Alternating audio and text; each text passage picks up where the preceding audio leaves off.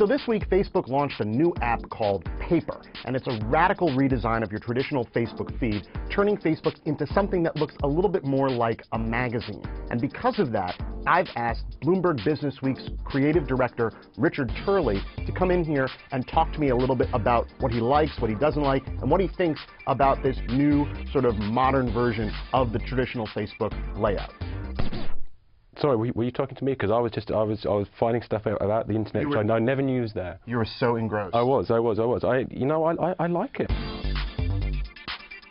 It feels something of a game changer. It does feel as if they've united several kind of disparate things. It's a bit of Twitter, it's a bit of Flipboard, it's not actually very much of Facebook, which is something we haven't really talked about. That's right. I mean, it's not called Facebook. When you open it up, it's called Paper. There's none of the kind of the blue stuff, none of the kind of the blue coloration. There's nothing that is even close to sort of looking like the kind of the brand identity of Facebook.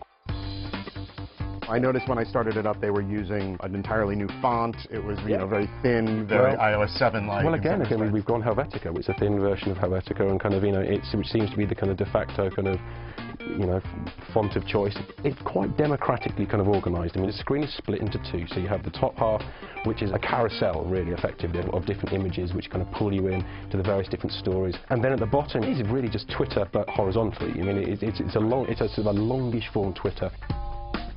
So we have a lot of swiping. There's sort of a folding, an unfolding effect when you want to go in and out of stories. Do you find any of that useful, gimmicky, both? Gimmicky. I mean, I could do without the folding, I think. I don't really need that metaphor particularly.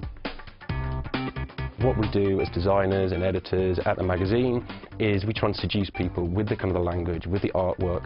That's something that I don't think Silicon Valley or these kind of tech things have really kind of appreciated. There is this kind of a level of finesse which kind of remains unexplored on the internet.